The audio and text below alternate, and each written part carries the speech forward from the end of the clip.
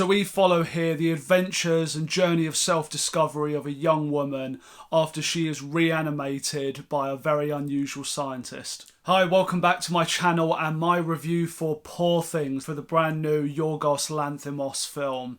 And for anybody familiar with this director will probably have an idea of the sort of movie that Poor Things was going to be. And I am actually quite a fan of his. I really enjoy Killing of Sacred Deer. I really like The Lobster. And something interesting about this director is that he makes art house films that are very unique. He often creates these alternate realities like he has here, where it kind of exists in our own world, but it has a very different spin on it. And none of his work ever feels pointless. It's always focused. There's always an interesting through-line story, and there's full of clear themes and messaging that he's going for without just throwing random stuff at you and calling it art for the sake of it. So whilst he is a very unique filmmaker and makes quite unusual and strange films that certainly won't be for everyone, I do find him very interesting to watch. And this is exactly the same with Poor Things. And I thought it was absolutely fantastic. I was really excited to see this. I thought the trailers looked bizarre and amazing. And just to see an actress like Emma Stone taking on a leading role in a Yorgos film, I was very intrigued to see what she was going to do with it. And the film really has not disappointed. It's something of a masterpiece, and one that I'm really hoping to go and see again before it finishes its run in cinema, because it's one of those movies where it doesn't have the most complex plot. It's easy enough to follow along with, but there's so many little details to this world in which you're following Emma Stone's character through that I can imagine on another viewing you'll be able to take so much more in, lots of the messaging, lots of the details in this in the places that he's created here. And it's, all very interesting and intriguing to watch along with. So I won't go into spoilers in this review. I'll keep it as spoiler-free as possible, and a lot of the situation about why Emma Stone's character of Bella has been reanimated is really interesting, the way you find that out, so I won't give any details like that away here.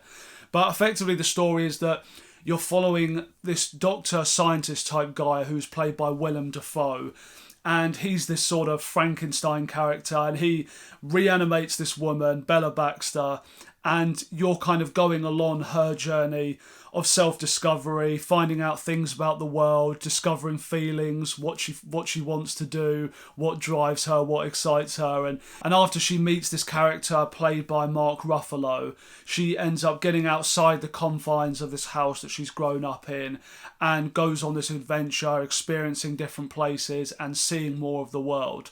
And events and story unfold from there. Visually, the film is absolutely stunning. I don't know how he's managed to do the effects for all of the world that he's created here, where it almost looks like it's somewhat animated, and but it's done in a really interesting way where it does give it this feel like that these characters are living in a very different world from our own, whilst also still being Earth. There are familiar places they go to here, and they kind of have a weird twist on each place and showing you the way it looks. And it's one of those films, like I say, where you could just dissect the whole thing and look at every single scene and find tons of tiny little details that make this all so interesting to look at. So even just beyond what's going on in the story, just for looking at this movie, just what it does visually, there's so much to take for it, and that's what really does make it quite a unique experience. And that's before you even get into the characters and the story that we're following here. I like how it blends all the different genres as well, where it's very hard to describe what this movie actually is, because it's kind of a comedy in a lot of ways. It's really funny. There are a lot of really good laughs throughout the film. I went to a packed showing, and a lot of people seem to be really enjoying it and having fun with a lot of these wacky moments throughout the film. It's also a drama, and it does have elements of horror in there as well. There is something quite unsettling about some of the scenes, just because of how strange a lot of it is. It does create a bit of an eerie atmosphere at times, but it plays out like this drama that's that's taking itself seriously, characters that you care about as you're following and are interested to see where their journey is going to take them. So it's quite a nice genre blender where I wouldn't really even know how to describe the atmosphere of this film to someone. Of course, it goes without saying, Emma Stone is absolutely phenomenal in this movie.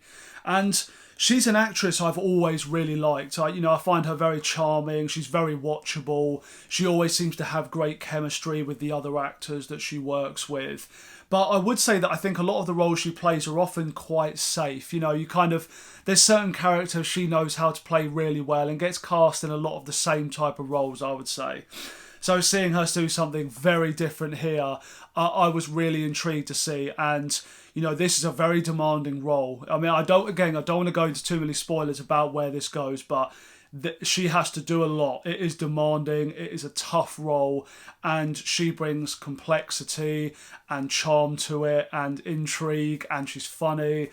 She brings so much to this. I will be shocked if she does not win the Oscar for this performance. But to see kind of an actress that's used to being in mainstream films, a very well-known person we've watched over the years, and to see her taking on a very bold and unique role like this, you have to admire her for it because she's done an absolutely amazing job with this. Like a lot of other Yorgos films, he's dealing with a lot of themes and messaging in his story here, namely talking about this journey of self-discovery for a woman, kind of exploring herself and the world, exploring things sexually. And, it's really focusing on a time where it doesn't really tell you the year, I don't think, where this film is meant to be set. But it's obviously from a time quite a long while ago where women were not treated anywhere near equally, where, there were certain societal pressures and expectations on women. And it's quite interesting to see that this is a character that has not grown up in that environment. She's come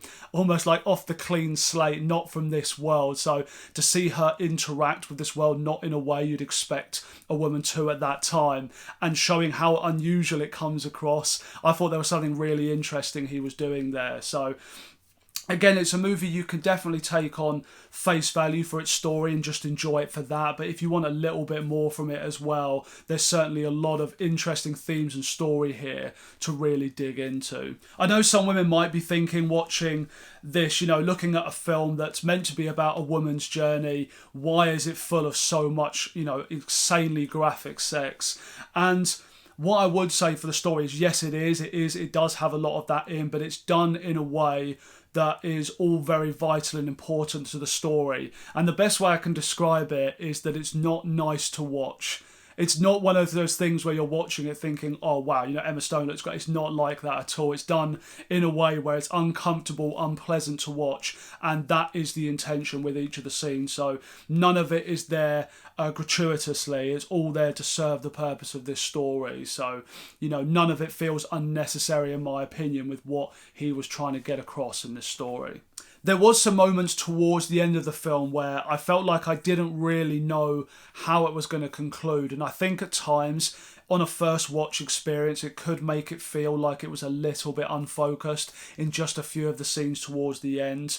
But I did really like where they went with the conclusion, how they bring the story kind of full circle. So this is something that maybe with a rewatch will kind of settle me on. I'll feel more okay about it because I know where it's going and I'll be able to appreciate each scene more as it's playing out, rather than starting to wonder where it's getting at, where it's going from here. So that might just be a first watch experience, but I think I felt at the end of it maybe they could have tightened it up a little bit more towards the end and brought that running time down just a little bit, because it is quite a long film. Other than that, this is a truly unique and fantastic movie, and I highly recommend everyone that's at least a little bit intrigued about this to go out and see it. And really, for so many people now who are always talking about how we don't get enough originality in film, enough unique stories, everything like that, please go out and see Poor Things then, because in terms of a sort of widespread theatrical release, getting mainstream appeal and everything, this is as unique and original as you're going to get. So definitely definitely worth going out to watch. I would say the only thing to know going in is the trailer doesn't really let this on, but it is quite an extreme film, more so than you think. It's very graphic with the sex, very graphic with the gore and everything like that. So know who you are going into it, I think. But for everybody else, again, if you've seen this and are at least slightly curious about it, I highly recommend you go and see this. I absolutely love the movie and I'm really looking forward to go and see it again. So I'm going to give this one a 4.5 out of 5 rating. So that's all of my thoughts on Poor Things. Please do come and join me for a discussion down in the comments and let me know all of your thoughts on the film, what you liked, what worked for you, what didn't, and everything like that down below. Please do as well consider subscribing to my channel if you've been enjoying my content. Thank you so much for watching this video and I'll see you next time.